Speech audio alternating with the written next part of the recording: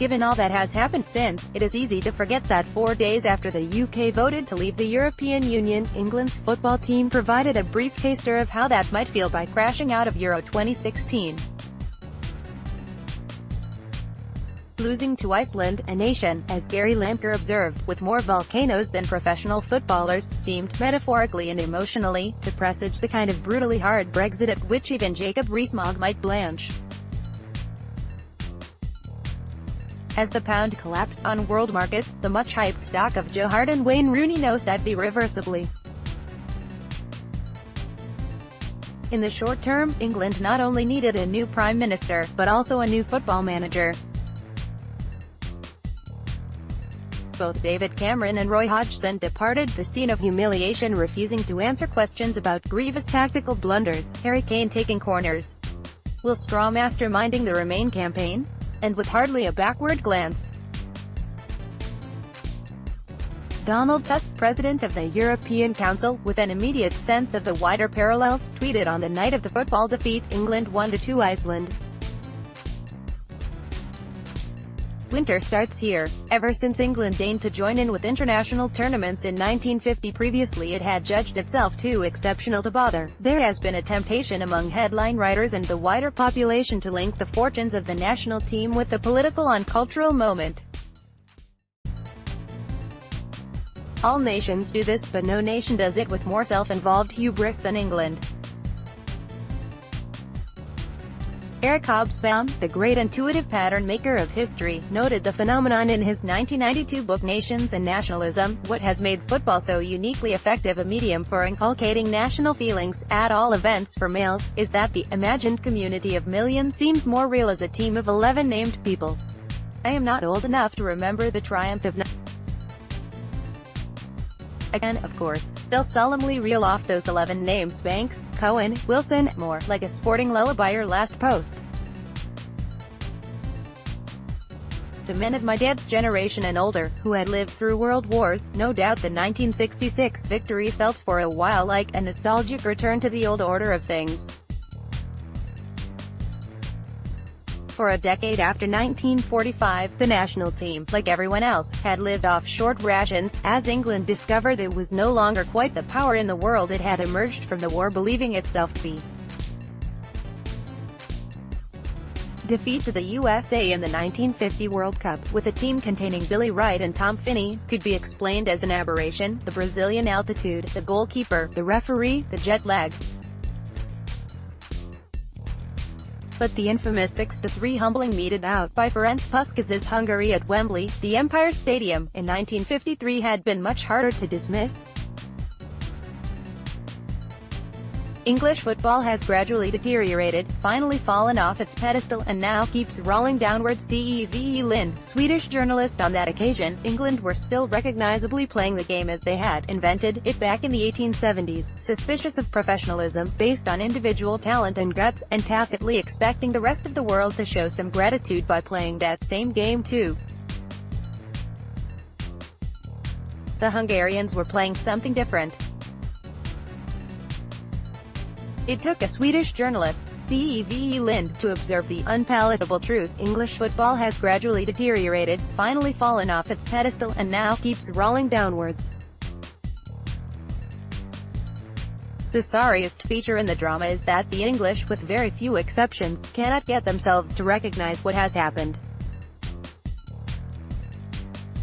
In their self-satisfaction and conceit, they still fancy themselves the first in the football world, and their defeats sheer accidents.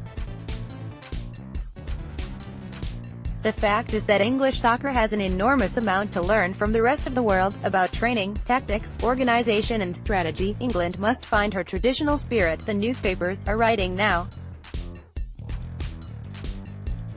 This is easily said, but how shall this be found again in a country which has been hit so hard by 2 world wars and which has been forced by national weakness to let go her possessions all over the world?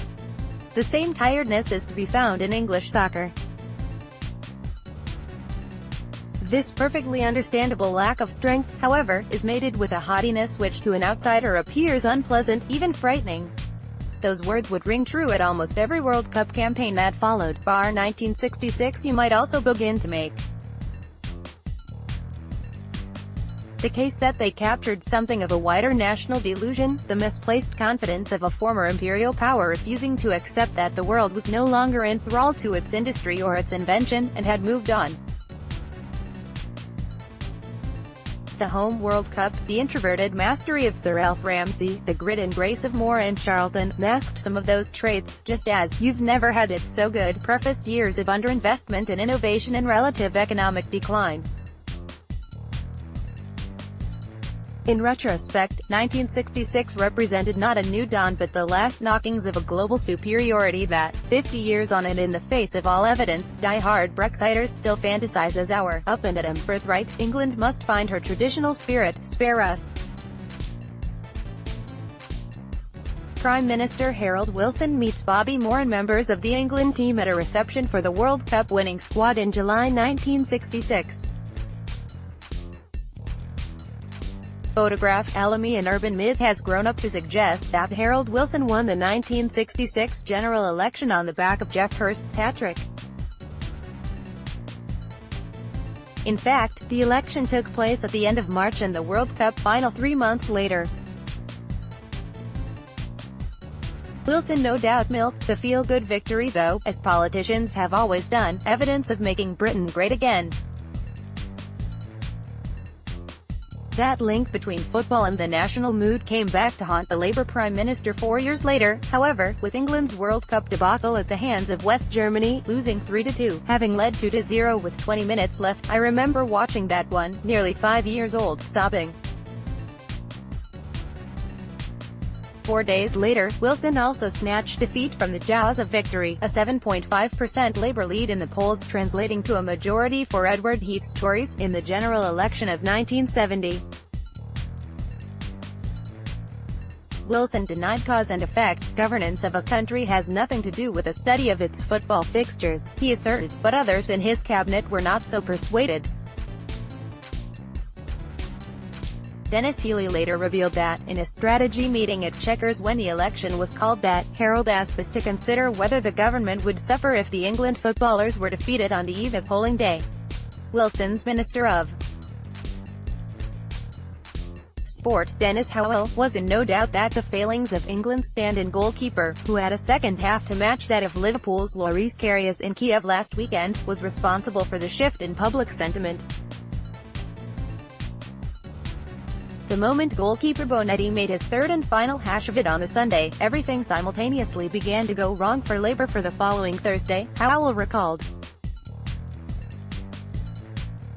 The studious reserve that characterized Ramsey's regime gave way, after that failure and the next, to brasher leadership styles, when football's focus began to shift, oddly, from the players to the management, a trend that has led to the bizarre cult of multimillionaire coaches, who have an unwarranted mystique matched only by bonus-rich chief executives.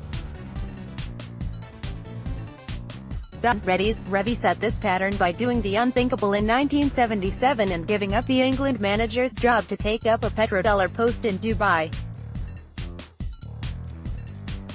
On the field, meanwhile, English football had apparently gone the way of the three-day-week economy, poorly managed and globally uncompetitive. By the 1980s, the violent divisions in wider society had long been reflected on the terraces. Football matches involving England were invariably heralded with a backing track of police sirens and occasionally viewed through a miasma of drifting tear gas. A beery bigotry, whipped up in the tabloids, came to characterize England supporters' foreign adventures. With not much happening on the pitch, the television cameras dwelled on to sudden frenzies in the stands of that well-known, mindless minority of England fans tearing up seats and invading the territory of bemused and terrified locals. While the minorities and majorities of most other nations seem to view World Cups as a celebration of internationalism, bringing samba rhythms and flashes of orange and fancy dress, our most visible contribution to the party was to arrive early, raid the drinks cupboard, destroy the furniture, abuse the host's family, pee in the sink and stagger home. We retained, of course, a powerful belief that the rest of the world wanted nothing more than for us to come back again next time. The domestic game solved what it always insisted was society's problem, in the fashionable political way, by rebranding and encouraging enormous amounts of foreign money to be thrown at the situation, making Premiership football a kind of globalized and gated community, protecting the elite product at all costs. For a while, it seemed some of that elitist largesse would trickle down and make watching the England team a more joyous spectacle. Michael Owen holds off Argentina's José Chimo during the 1998 World Cup in France. The game ended 2-2, but Argentina went on to win 4-3 on penalties. Photograph Getty. The 1996 Euros captured some of that "things can only get better" spirit. At the 1996 Labour Party conference, Tony Blair returned the compliment with the line, "17 years of hurt never stopped us dreaming, Labour's coming home." For that tournament and the 1998 World Cup, the England of Alan Shearer and Teddy Sheringham and then the youthful Michael Owen played with thrilling, and not quite fulfilled, promise, inclusive and confident, and apparently at home as a part of a global family of nations. It was money that shifted that sentiment. Though the vaunted generation of David Beckham and Steven Gerrard and Rio Ferdinand and Rooney proved more glister than gold, their celebrity, their outrageous fortune created a new kind of relationship with a nation. A narrative emerged that they owed us something, the tremendous luck of their lives required payback. In 2002, England played pretty much to their potential and lost to Brazil. In 2006, they went out unluckily to Portugal on penalties. In 2010, they were thumped by Germany. In 2014, they went home winless from an underwhelming group. The defining emotion that the team generated in that sequence was increasingly the nation's currency, anger. The national sport was not raising up Hobsbawm's representative 11 men on a pedestal, but finding ways to prove that they were not fit to wear our shirt. Losing became above all a sign of ingratitude for the millions that our collective goggling Sky subscriptions had afforded them. All of which brings us, happily, expectantly, to the next great celebration of FIFA's global game in Vladimir Putin's Russia in a fortnight's time. When George Orwell offered his famous dictum that international football was war minus the shooting, he was writing about the arrival of the Dynamo team from Moscow in Britain in 1945, 2 months after the war ended, an ill-fated gesture to improve Anglo-Soviet relations. At the Arsenal match, a British and a Russian player came to blows. Orwell noted. The Glasgow match was simply a free-for-all from the start.